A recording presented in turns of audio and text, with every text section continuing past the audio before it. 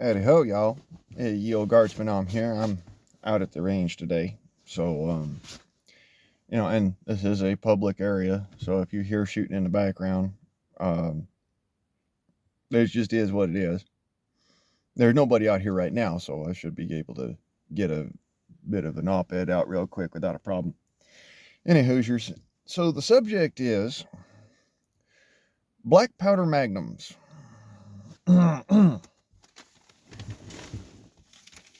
And specifically, that really pissed me off. Specifically, black powder magnums as referring to 44 caliber.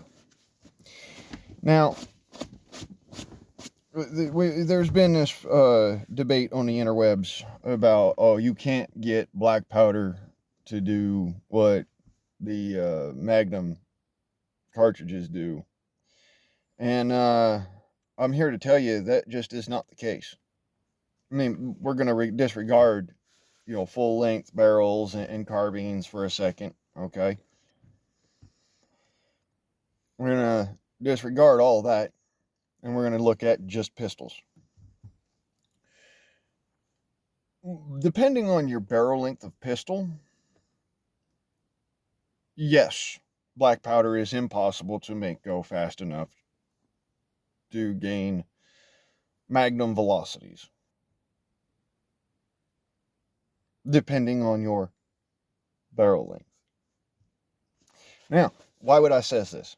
Well, specifically because if I had a regular new model army, regular black powder new model army, then the maximum speeds that I could get out of that barrel length, which is the 10-inch barrel, is 1,000 feet per second. That is the maximum speed you can get out of that barrel length. No matter what you do, you are never going to get above it. And the reason being of that is because black powder burns at a very specific rate. If your black powder is absolutely perfect, pristine, absolute, the best of the best of the best of the best, better than fucking Swiss, you could buy it. You can't buy this stuff on a store shelf. You can't buy this nowheres. You have to make it sort of quality. You're still never going to have black powder powerful enough to do what is necessary out of that 10-inch barrel. And now 10-inch barrels, we're talking the Walker, we're talking the Dragoon, we're talking the new model Army from Remington, and we're talking the Colt Patterson. Okay, those are the pistols that have the 10-inch barrel. Now, why would I say is that those ones are only going to get 1,000 feet per second, and yet I'm sitting here says, well, but black powder magnums are possible. Why would I say that? Well, those of you who've been watching my videos for a while, you all know about Josephine. Those of you who don't, ladies and gentlemen, this is Josephine. This is my Remington new model Army with the 12-inch long barrel. Now, why would I say is that a 12-inch long barrel is such a difference between a 12 and a 10-inch? Well, with mediocre powders like GoX and whatnot, you can get 1,200 feet per second. If you load it according to the military load. That's the bottom end of a Magnum cartridge is 1,200 feet per second for the 44. Now, why is it that I says this? And why do I says with black powder, not with substitutes or none of that? Well, because you can only manage so much substitute in your pistol before you compromise the metal of the cylinder. However, the way that black powder burns, it has a very specific pressure gradient, whereas the smokeless powders and substitutes have a little bit more of an incline to their pressure gradient. The black powder Magnum even has just a very specific, very gradual pressure gradient. And it's a continuous pressure gradient, especially if you use enough powder. And this is the big deal. In Magnum cartridges, specifically the Magnum cartridges that you find in the 6-inch, 357 and 44 Magnums. Okay, like the 3 to 6-inch Magnums.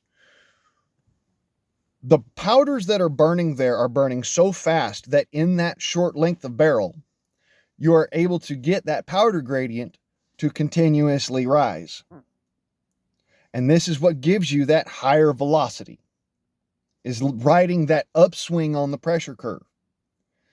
Once you get to the point where that pressure curve starts to even out and drop, so where you're getting to a point where the pressure's not going up anymore, it's just kind of riding about even, that's where you start to get what's called, by several other folks on the interwebs, but also by myself included, called barrel drag or bullet drag.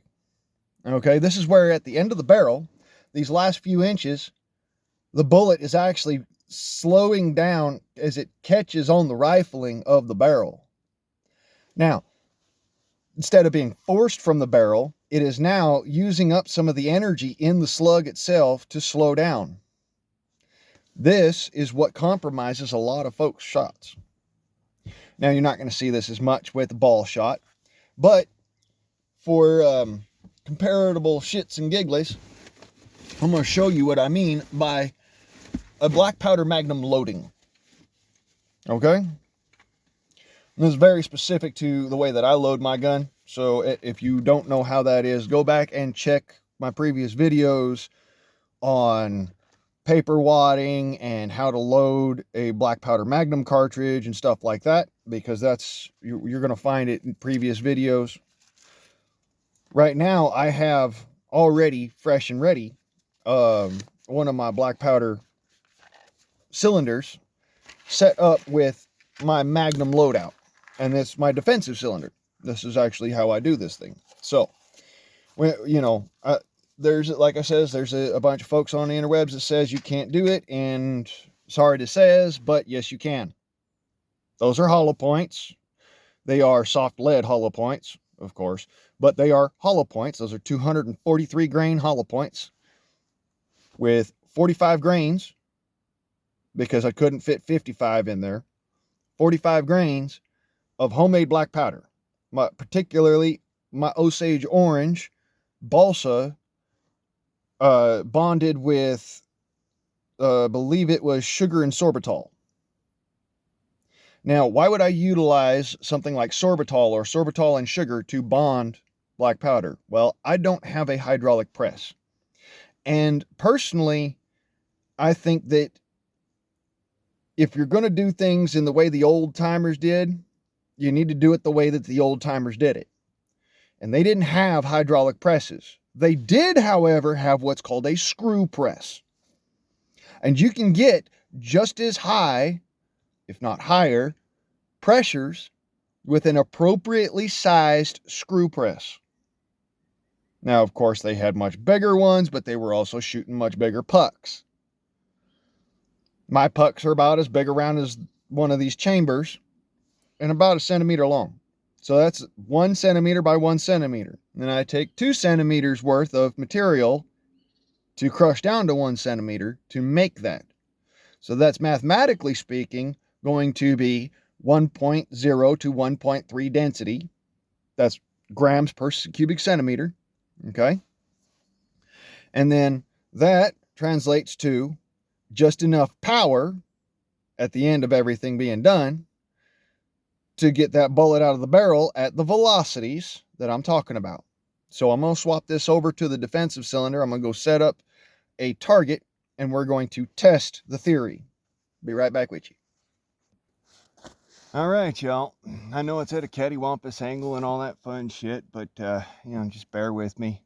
We're set up here at about 15, almost 20 yards with a hydrostatic capture test set up so that I can be able to turn around and showcase exactly what the energy of this is.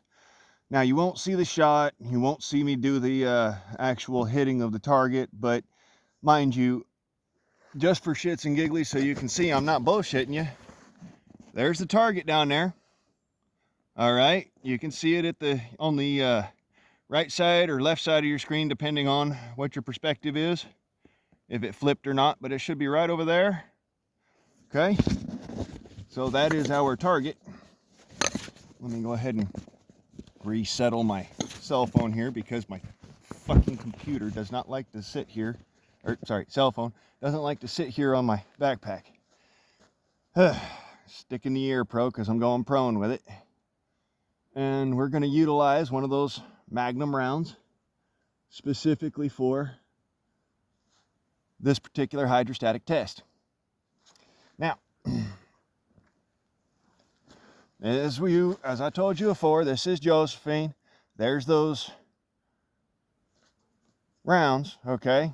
This is with the 45 to 50 grains of black powder, homemade Osage orange and balsa wood, with the back cross of sugar and sorbitol. This is my baseline powder. Behind a 243 grain slug made from soft impinged lead.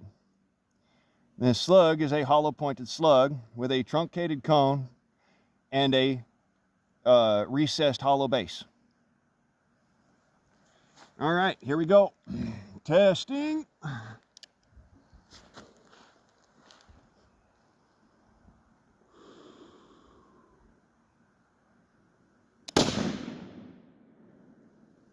Well, that went high.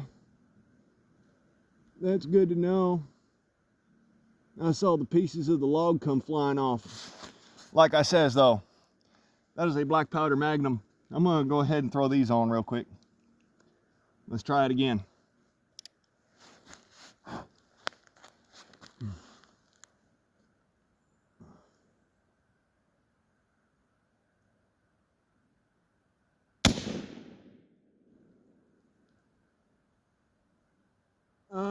Still high. I'm gonna hit it with one more.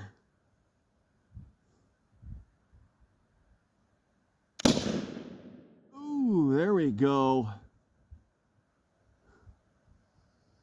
Okay, so those are black powder magnum rounds. And I don't think I even hit the freaking target.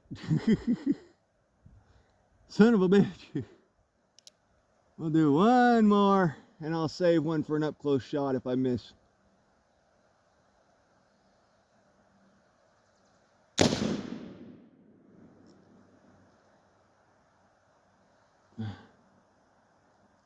Pretty sure I missed. All right. Okay, let's go take a look. All right, so we're back here at about 10 feet. I'm going to get down low and do this one-handed because I want to hit that damn set of targets, and just to showcase that this is what I'm saying it is. So I got to do this all by hand, holding shit and whatnot. Y'all bear with me.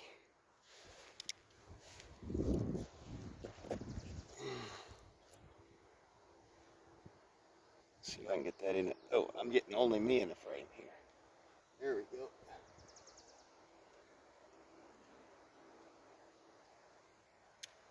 Ah, motherfucker. Failure to fire. Roll it around again one more time. Try it again. All right. There's that. See if I can get that there.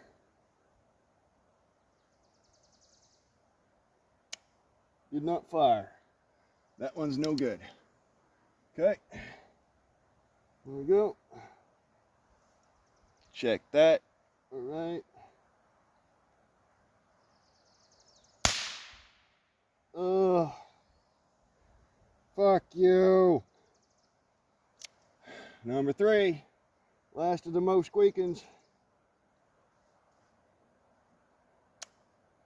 You cocksucker.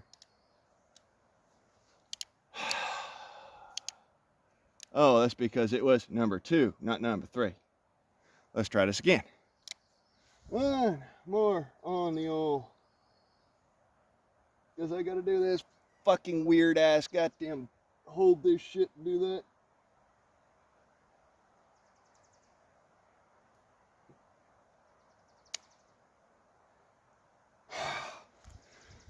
This is really starting to piss me off. I should have already had it shoot. Had one failure to fire because the cap itself was junk. And that's just because it's been sitting forever. So let's try this one more time. We had several that shot. Let's see if I can't get y'all into having some sort of frame in there. Frame it, you fuck! Goddamn fucking pain in the ass. Sitting here trying to set this